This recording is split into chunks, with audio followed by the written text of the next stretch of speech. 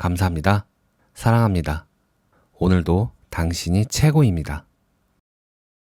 학생 시절 선배와 밤새 언쟁을 했던 적이 있습니다. 한쪽은 강제로라도 잘못된 생각은 교정해져야 한다는 거였고, 한쪽은 무엇이 되었든 강제적인 교정은 강간과 같다는 거였습니다. 당시 결론은 나지 않았지만 오늘 이야기를 통해서 무엇이 근본 문제였는지 힌트를 얻을 수 있었습니다. 오늘은 마이클 싱어의 상처받지 않는 영혼에서 의식과 집착에 관한 내용입니다. 집착을 이해하려면 먼저 누가 집착하는지를 알아야 합니다. 자신 속으로 깊이 들어가다 보면 언제나 거기 있으며 결코 변하지 않는 당신 존재의 한 면이 있음을 절로 깨닫게 됩니다. 이것이 인식의 느낌, 우리의 의식입니다.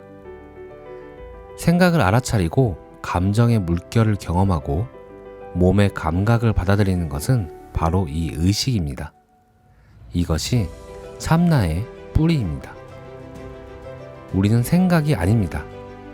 우리는 생각을 인식합니다. 우리는 감정이 아닙니다. 우리는 감정을 느낍니다. 우리는 몸이 아닙니다. 우리는 거울을 통해 그것을 바라보고 그것의 눈과 귀를 통해 이 세상을 경험합니다. 우리는 내부와 외부의 이 모든 것들을 인식하고 있음을 인식하는 의식적인 존재입니다. 순수한 인식의 느낌인 이 의식을 탐사해보면 사실 그것은 공간 속의 어떤 지점에 존재하는 것이 아님을 알게 될 것입니다. 그보다는 어떤 특정한 대상에 집중함으로써 한 점으로 초점을 좁혀가는 인식의 장입니다. 당신은 손가락 하나만의 느낌을 알아차릴 수도 있고 몸 전체의 느낌을 한꺼번에 알아차릴 수도 있습니다. 한 생각 속에 완전히 빠져들 수도 있고 생각과 감정과 몸과 주변 상황을 동시에 인식할 수도 있습니다. 의식은 초점을 좁혀 들어올 수도 있고 넓게 확장해 갈 수 있는 역동적인 인식의 장입니다. 의식이 아주 좁게 집중해 들어가면 그것은 자신의 넓은 느낌을 잊어버립니다. 그것은 더 이상 자신을 순수한 인식의 장으로서 경험하지 않고 초점을 맞추고 있는 대상에 자신을 더욱 깊이 연루시킵니다. 어둡고 썰렁한 극장 안에서 영화 속에 빠져들어 주변의 느낌을 까맣게 잊어버릴 때 일어나는 일이 바로 이것입니다. 이 경우 우리는 몸과 주변 상황에 집중해 있던 상태에서 영화의 세계에 몰입한 상태로 의식을 옮겨간 것입니다. 우리는 말 그대로 경험 속에 넋이 빠져버린 것입니다. 우리의 삶의 경험 전체가 이렇다고 할 수 있습니다. 자아의 느낌은 의식을 어디에 집중하느냐에 따라 결정됩니다. 그렇다면 의식을 어디에 집중할지를 결정하는 것은 무엇일까요? 가장 기본적으로는 다른 것보다 눈에 더 띄어서 우리의 의식을 사로잡는 그것이 결정합니다. 산발적으로 우리의 인식 공간을 지나가는 것들 중에 하나가 우리의 주의를 끌어 우리의 의식 초점을 붙듭니다. 그러면 그 대상의 초점을 맞출수록 그것의 움직임이 느려집니다.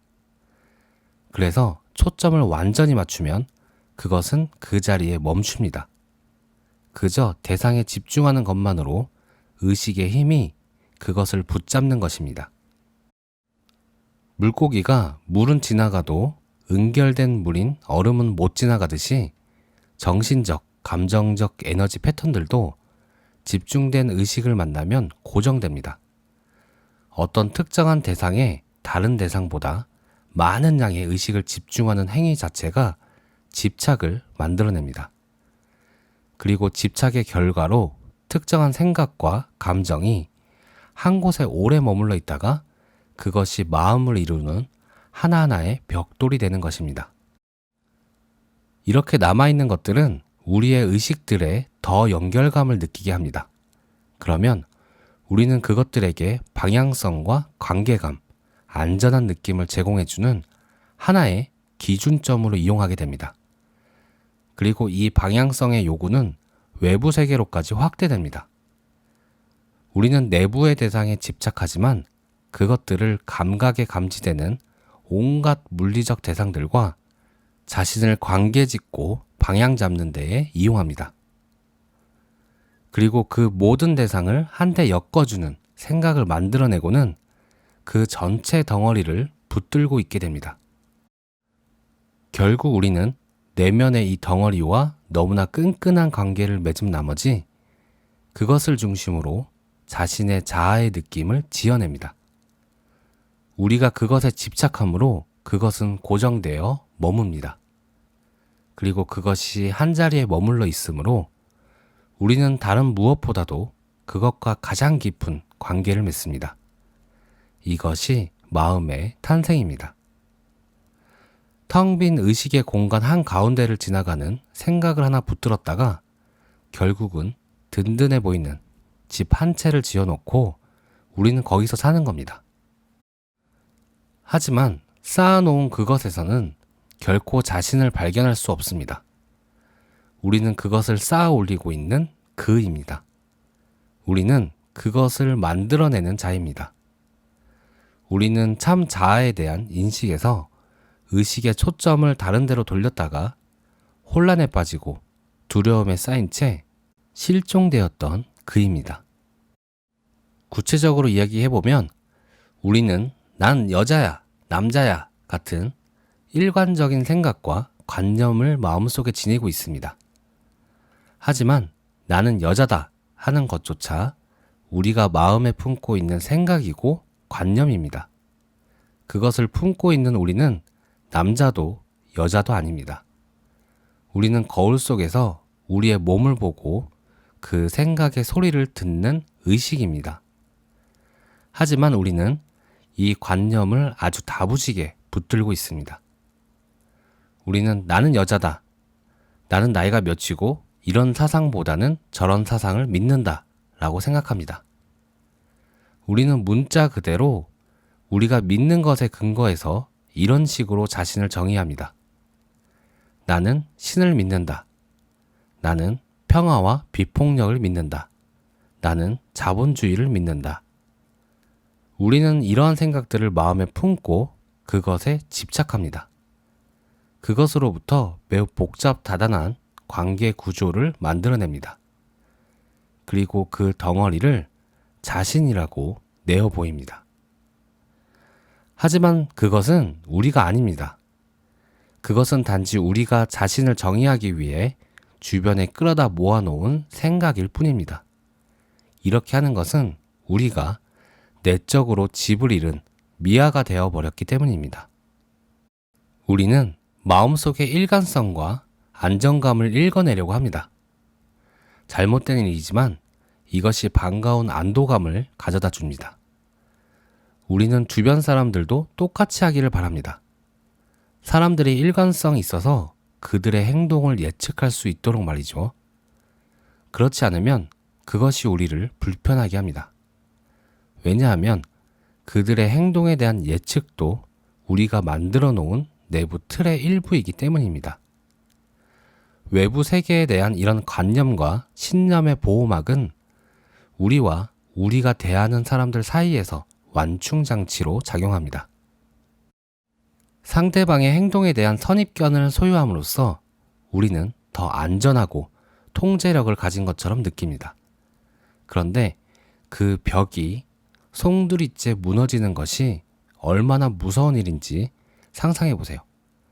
그 누구를 정신적 완충지대를 거치지도 않고 우리의 내적 자아 안으로 곧바로 맞아들이는 일은 힘듭니다.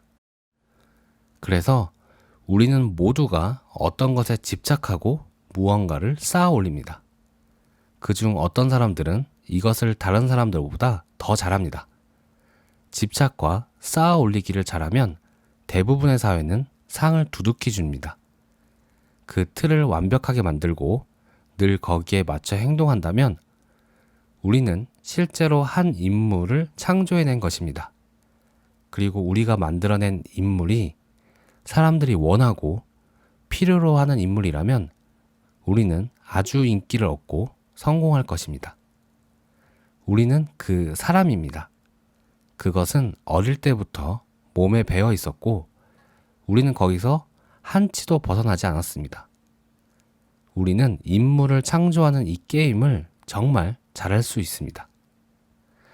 창조해 놓은 인물이 기대만큼 인기도 없고 성공도 못한다면 생각을 고쳐먹을 수도 있습니다. 이렇게 하는 것이 잘못이라는 것이 아닙니다. 그것을 하는 우리는 누구인가? 그리고 왜 그렇게 하는가? 우리가 어떤 생각을 붙들어 어떤 인물을 창조하는가 하는 것이 전적으로 우리에게 달린 문제가 아님을 깨닫는 것이 중요합니다. 여기에는 사회가 깊이 개입되어 있습니다. 거의 대부분의 일에 있어서 용인되거나 용인되지 않는 사회적 행동이 있습니다. 앉는 방식, 걷는 방식, 말하는 방식, 옷 입는 방식, 그리고 어떤 일에 대해 느끼는 방식조차도 사회는 어떻게 우리에게 이런 정신적, 감정적 틀을 심어놓는 것일까요? 사회는 우리가 그것을 잘하면 포옹과 입맞춤을 퍼부어주고 잘못하면 육체적, 정신적, 정서적으로 벌을 줍니다. 상대방이 우리의 기대에 맞는 행동을 할 때 우리가 그를 얼마나 잘 대해주는지를 생각해 보세요. 하지만 그렇지 못할 때는 얼마나 멀찍이 물러서서 마음을 닫아 거는지를 생각해 보세요. 그에게 화를 내거나 폭력을 행사하는 것까지는 제쳐놓고 말이죠. 우리는 무엇을 하고 있는 건가요? 그들의 마음속에 인상을 남겨놓음으로써 그들이 지닌 믿음과 생각과 감정의 조합을 바꿔놓음으로써 다음번에는 우리가 기대하는 방식으로 행동하게 하려는 것입니다. 사실 우리는 모두 서로에게 날마다 이런 짓을 하고 있습니다. 우리는 왜 이런 일이 우리에게 일어나도록 용인할까요? 우리는 왜 자신이 내보이는 외면을 다른 사람들이 받아들이는지 어떤지에 그토록 신경을 쓸까요? 이 모두가 우리가 자신의 자아 관념에 집착하는 이유를 이해하는 문제로 기착됩니다. 집착을 멈춰보면 집착에 버릇이 생기게 된 이유가 드러날 것입니다. 자신의 가면을 버리고 그것 대신 새로운 것을 뒤집어 쓰려고 하지 않는다면 우리의 생각과 감정들은 닷을 감아 올리고 우리를 통과해 지나가기 시작할 것입니다. 그것은 매우 겁나는 경험일 것입니다. 속 깊은 곳에서 공포가 느껴질 것입니다. 자신의 스타일을 종잡을 수가 없을 것입니다. 이것이 외부에 아주 중요한 어떤 것이 마음속의 틀에 맞지 않을 때, 들어맞지 않을 때 사람들이 느끼는 것입니다. 더 이상 우리를 보호해주지 않으면 우리는 엄청난 공포를 느낍니다. 하지만 그 공포의 느낌을 기꺼이 직면해볼 각오가 된다면 그것을 지나가는 길이 있음을 발견할 것입니다. 우리는 그것을 경험하고 있는 의식 속으로 더 깊이 들어갈 수 있고 공포는 사라져 버릴 것입니다. 그러면 거기에는 여태껏 한 번도 느껴보지 못한 크나큰 평화가 있을 것입니다. 오늘 내용은 여기까지입니다. 오늘도 시청해 주셔서 감사합니다.